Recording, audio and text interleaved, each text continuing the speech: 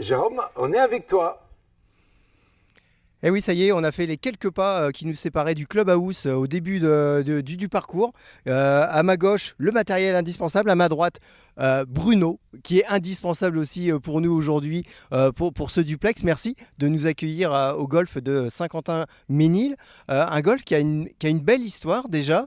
Et j'aimerais qu'on revienne un peu justement sur les particularités de ce golf, de ce club et de toute la vie qui gravite autour. Oui, bon, bienvenue à toutes et tous. On est très heureux de vous accueillir au golf de Saint-Quentin-Ménil. Déjà, notre président s'excuse parce qu'il a une activité professionnelle qui ne lui permettait pas d'être présent aujourd'hui. Alors le golf, il existe depuis 1986. 86, des notables de Saint-Quentin se sont dit tiens, on va construire un golf. Ils se sont mis environ à 70 personnes et puis là, ils ont créé ce que vous allez voir, c'est-à-dire sur un terrain qui était agricole. Donc aujourd'hui, c'est un bail amphithéotique qui on loue au quotidien, on paye chaque année à des agriculteurs, monsieur et madame Pinchon, qu'on remercie encore d'ailleurs. Et donc ils ont créé ce golf et maintenant on en bénéficie et on démocratise année après année de plus en plus ce golf qui permet d'avoir un accès à chacun, qu'on soit jeune, qu'on soit un homme, qu'on soit une dame, qu'on soit un peu plus âgé. Ça permet de jouer au golf et pour des coûts qui sont beaucoup plus accessibles que ça l'a été par le passé dans des grands clubs élitistes. D'ailleurs, certains sont encore fermés, hein, on ne peut pas encore y aller. Hein. Donc effectivement, le maître mot, vous me le disiez tout à l'heure en préparant ce duplex, c'est l'accessibilité, la démocratisation. Et pour vous aider à ce résultat, il y a quand même le statut associatif de ce club qui fait énormément. Oui, vous avez raison d'insister sur ce point-là. Aujourd'hui, il y a environ 2% à 3% de golf en France qui sont associatifs. C'est très peu en fait. C'est très très peu parce que ce sont des golfs qui sont dits commerciaux avec des grandes chaînes de golf. Donc nous, on doit équilibrer notre budget, évidemment. On a l'entretien du parcours à réaliser. Pour ça, on a un certain nombre de membres qui prennent des cotisations à l'année. On a évidemment l'école de golf, on y reviendra tout à l'heure. Et donc, tout ce panel permet d'équilibrer ce budget. Et donc, notre leitmotiv, c'est vraiment une simplicité, une bonne ambiance. C'est-à-dire qu'on veut que chaque nouveau membre, chaque nouveau jeune soit accueilli avec chaleur, beaucoup de chaleur, chaleureusement. Et rapidement intégré au groupe en fait. Et rapidement intégré au groupe, tout à fait, même lorsque, soit pour jouer pour du plaisir, c'est-à-dire hors compétition, soit faire des compétitions, et on sait qu'il y a des compétiteurs, des challengers qui aiment la compétition, et donc ça permet vraiment à chacun de jouer avec des joueurs plus expérimentés, donc on mixte les équipes pour que justement les personnes se sentent accueillies et jouent avec des personnes avec lesquelles ils n'auraient pas joué naturellement.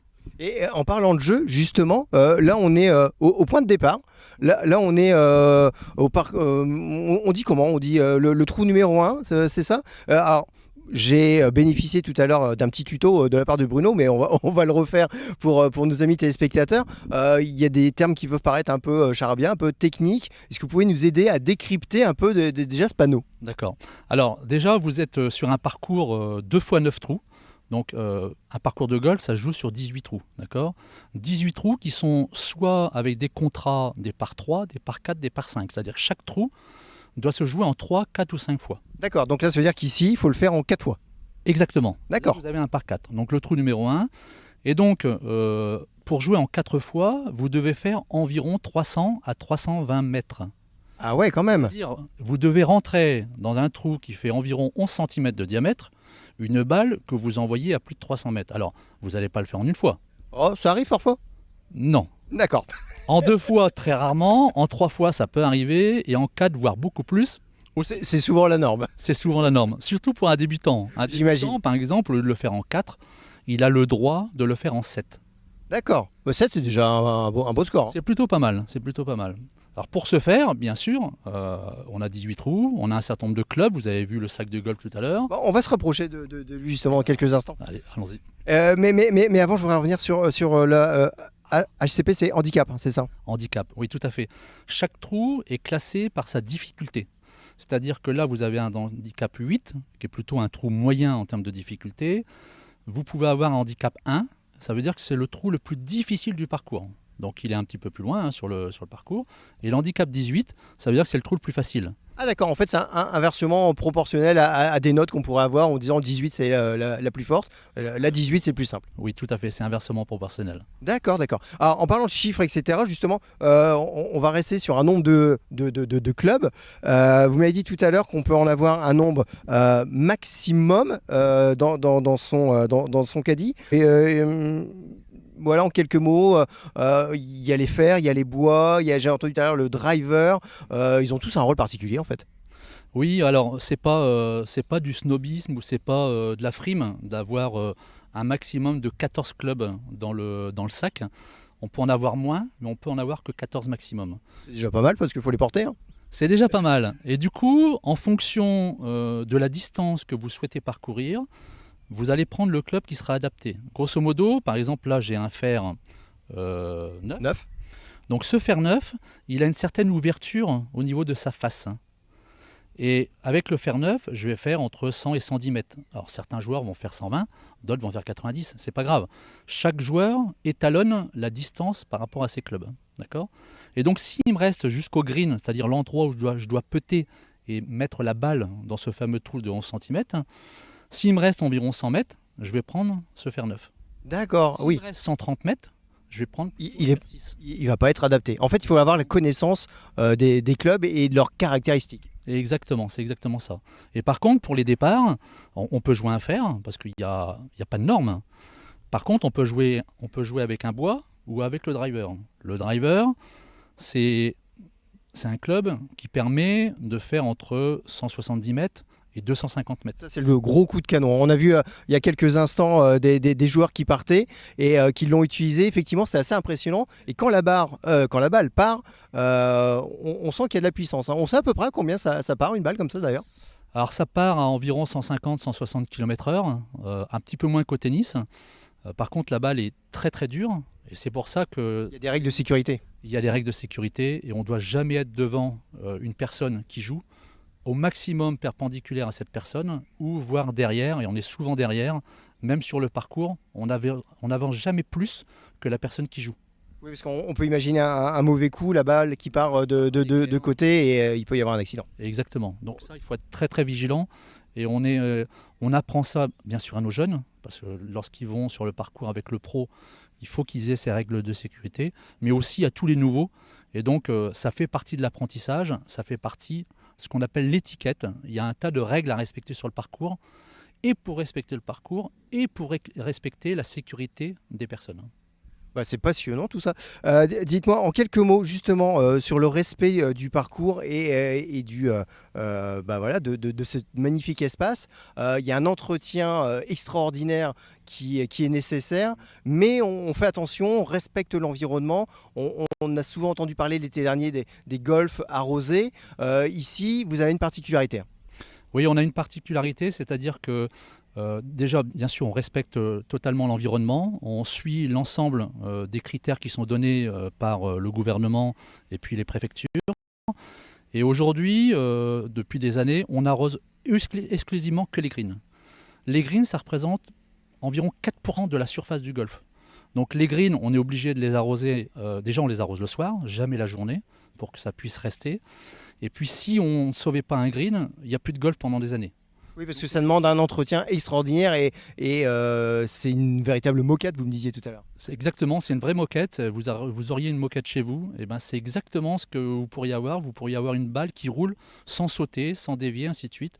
Il faut absolument que les joueurs puissent jouer de cette manière-là pour avoir une qualité golfique, tout simplement, et encore une fois, prendre du plaisir en toute simplicité. Alors, très bien tout ça. Donc justement, en parlant de plaisir, on va se revoir dans quelques instants avec les jeunes. Antoine, le pro du club, qui va leur donner des cours et qui va nous raconter un petit peu comment sont intégrés ces jeunes au club de Ménil. Et moi, je vais voir ce que je vais choisir comme accessoire pour mon premier coup dans la balle blanche, jaune. Elles ont une couleur les balles au fait? Blanche ou jaune, c'est au choix. Il y a même des dames qui jouent avec des balles roses. Bon, voilà, on va choisir la couleur tout à l'heure pour la troisième séquence. En tout cas, restez avec nous. On se retrouve dans quelques instants avec Antoine et l'école de golf.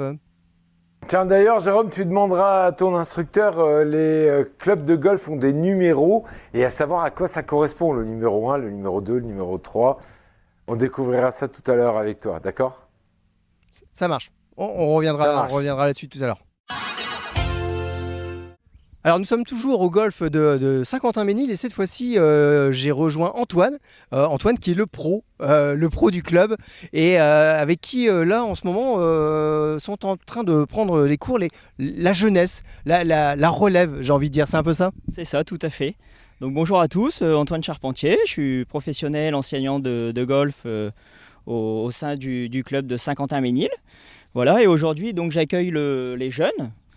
Donc l'école de golf, on a 30 jeunes à l'école de golf en tout, répartis sur différents groupes de différents niveaux, différents âges, hein, de 5 ans à 16 ans. Voilà. Et là aujourd'hui on a des groupes de garçons voilà, qui s'entraînent sur les approches. J'allais dire parce que là il n'y a pas de filles, mais c'est parce que les filles c'est pas aujourd'hui. Hein. Voilà, les filles étudient, elles sont plus sérieuses et du coup elles viennent le samedi. pendant le D'accord. week-end. Donc là il y a tous les âges j'ai envie de dire parce que il y a des tous tout les âges. petits Alors, et puis il y a de l'ado. Hein. Des garçons là qui se trouvent dans l'obstacle de sable, là, le bunker, voilà, hein, le groupe du mercredi. C'est ça le bunker. Voilà. Et ensuite, donc, j'ai convié pour la séance d'aujourd'hui 3 plus grands qui viennent dans le groupe du samedi matin, un groupe un petit peu plus groupe espoir, voilà, et avec lequel on va participer au championnat de France là, au mois de juillet à Dieppe. Ah, génial ça. Donc le golf, sport plaisir, mais aussi sport de compétition. On sent déjà à cet âge-là celui qui a la gagne, celui ou celle qui a la gagne en lui, et celui qui vient juste pour le plaisir. C'est ça, moi je m'adapte suivant le profil hein, du jeune, hein, voilà. C'est un sport individuel, en même temps on peut jouer également en équipe, hein, équipe de 2, de 3, 4 joueurs, voilà. Ensuite les jeunes, on essaye de leur faire des petites séances d'entraînement pour allier un petit peu aussi la compétition, et puis c'est là qu'on va détecter voilà, celui qui est plus attrayé, un petit peu plus compétitif, puis l'autre qui vient un petit peu plus pour le loisir, jouer avec les copains. Et là dans le lot, là, vous avez mis vos espoirs sur l'un de ces jeunes. Tous, Tous. tous, bien sûr. Alors justement, on va se rapprocher d'un ou deux de ces jeunes. Attends, on va le laisser jouer. Allez, attention, concentration. Donc, toc. C'est pas mal tout ça. Ah bah dis-moi, c'est pas mal du tout. Oui, Ça fait combien de temps que tu joues ici? 4 ans. Avec 4 années, donc tu as déjà un bon petit niveau. Oui. Qu'est-ce qui te plaît dans le golf?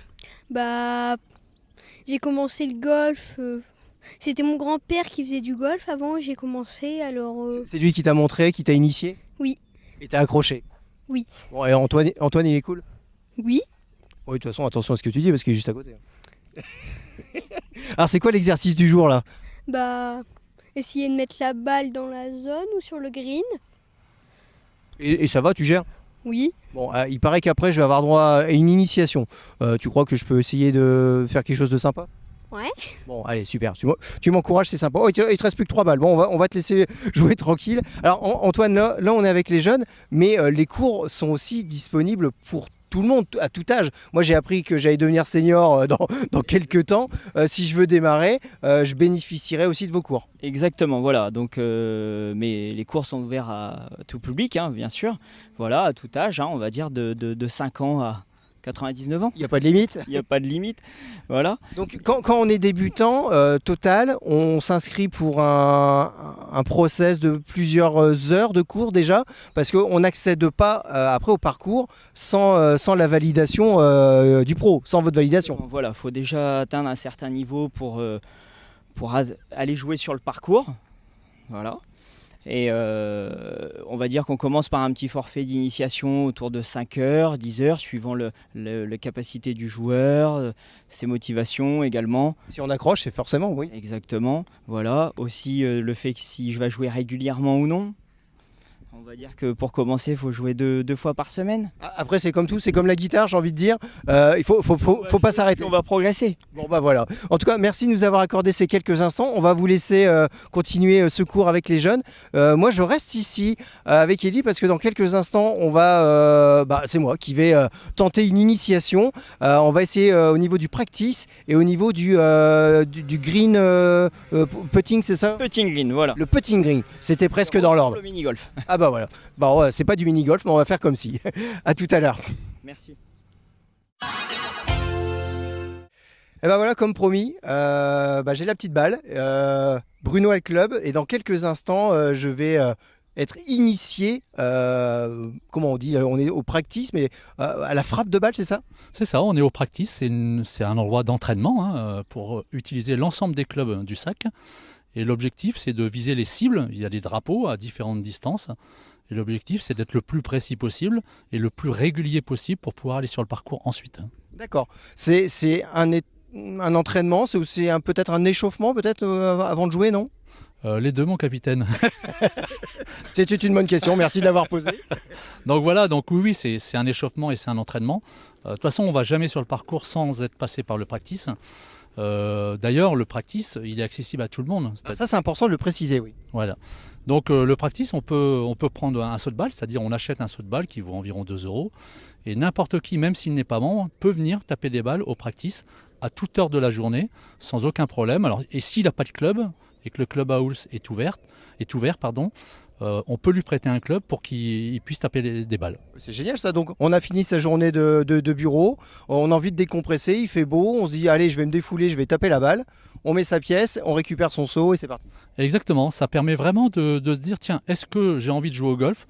Je viens taper quelques balles, je donne du goût à ce que j'ai envie de faire, peut-être une future passion, et du coup hop, après on peut devenir membre, on peut prendre des cours avec Antoine comme on a vu tout à l'heure, qui permet vraiment de pouvoir s'éclater et de prendre beaucoup de plaisir dans un endroit hyper agréable. Alors, le plaisir, c'est surtout, on m'a dit tout à l'heure, quand on frappe bien, on entend le bon coup et on voit partir la balle avec une belle trajectoire. J'essaye. Oui, j'ai un club pour vous. Bon, donc voilà. Vous allez essayer. Je confie le micro à Bruno. Voilà, donc alors Jérôme se prépare. Donc ce qui est important, bien sûr, lorsqu'on veut taper un coup, il faut de bons appuis. Donc il faut être bien stable au niveau du sol. Ensuite, il faut être à la bonne distance de la balle. Et le but, c'est de tourner autour de la colonne vertébrale sans avoir de mouvement à gauche ou à droite. Et ensuite, de bien regarder la balle du début jusqu'à la fin du geste. C'est parti, Jérôme. On se concentre.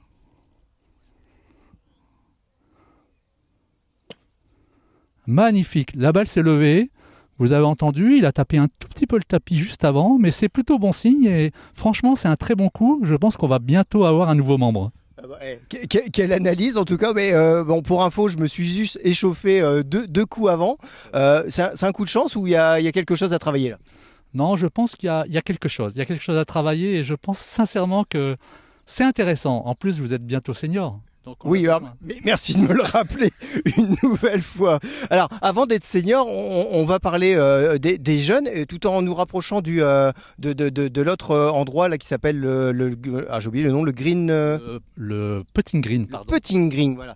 Donc, on va parler des jeunes à nouveau parce qu'on les a vus tout à l'heure à l'école de golf, mais il y a aussi des scolaires qui sont accueillis. Oui, tout à fait. D'ailleurs, on a un excellent exemple. C'est que vendredi, nous avons l'école de Trolly-Loire qui est venue s'initier au golf. Donc, ils sont venus à 5 classes, du CP jusqu'au CM2. Mais on accueille aussi souvent des élèves beaucoup plus âgés. Et le but, l'objectif, évidemment, c'est de faire découvrir le golf, de s'initier au golf. Et puis, c'est aussi une méthode pédagogique pour les professeurs pour tourner autour d'un projet particulier. Et là, ils avaient choisi le golf pendant 3 mois. Génial. Et sur le Saint-Quentinois, ça se passe aussi pour des lycées. Vous m'avez parlé de Condorcet, Collard-Noël, par exemple. Oui, alors à Condorcet, ils ont quelque chose de très spécifique. Ils ont l'UNSS, donc ils font tous les mercredis. Ils viennent s'entraîner au golf toute l'année. Et donc, il y a des élèves qui ont choisi cette option UNSS Golf et qui viennent s'entraîner. Et d'ailleurs, il y en a certains qui sont venus aussi membres par la suite, quand ça a donné des vocations. J'imagine c'est comme ça qu'on donne le goût, c'est en s'y essayant. Et bon, pour savoir si il y a vraiment quelque chose à faire avec ma petite personne, on peut essayer de faire un petit putt là? Oui, bien sûr, on peut faire un putt. Je vais vous prêter le putting. On change de club. D'ailleurs, est-ce que vous pouvez nous prêter une balle, jeune homme? Merci beaucoup, merci. Voilà. Donc, l'objectif... Comment ça se passe là? Alors, l'objectif, c'est de poser la balle, bien sûr, au sol, de bien se concentrer, et l'objectif, c'est de rentrer la balle dans un trou qui fait 11 cm de large. Donc là, ça va, on est à 1m20, 1m30. Donc, même chose, concentration. on regarde la balle, et puis on tente. On tente de rentrer la balle dans ce fameux petit trou. Je le rappelle, hein, tout à l'heure, on avait parlé d'un par 4. Il y avait 320 mètres à faire. Et les derniers gestes à faire, c'est exact. Oh! Alors, on appelle ça un fer à cheval. Bah voilà, mais souvent le fer à cheval porte bonheur, mais pas là. Non, parce que du coup, ça fait un coup de plus à la fin. Donc, du coup, ça fait en 2 à 1,20 m. Bon, c'est une performance comme une autre. Voilà, mais c'était pour la petite figure de style, hein, c'était pour nos amis téléspectateurs. Je m'étais dit, si elle y va direct, c'est pas marrant. En 3 secondes, les événements à venir. Alors, les événements à venir, c'est très simple. On a notre Open de Ménil sur 2 jours, compétition sur 2 jours, samedi et dimanche. Donc, on attend pas mal de monde. Tout l'été, on a les Estival Cup. Tous les dimanches, on a une compétition avec un classement à la fin de l'été. En septembre, en principe, il devrait y avoir une porte ouverte. Donc, c'est l'occasion à chacun de venir découvrir le golf et s'initier avec des clubs, avec notre pro, avec nos bénévoles qui seront présents. Et puis, on attend aussi des compétitions sponsorisées. Voilà, Peugeot, le chai numéro 5, certainement BMW. Voilà, un certain nombre de compétitions à venir. Plein de choses, en tout cas ici au golf de Ménil. En tout cas, c'est passionnant. C'est un sport qu'il faut découvrir. On vous y invite, bien évidemment. Vous y serez accueillis chaleureusement. En tout cas, c'est l'accueil qui nous a été réservé aujourd'hui. Merci à vous, Bruno. Merci à Antoine. Merci à toutes les personnes que l'on a croisées aujourd'hui.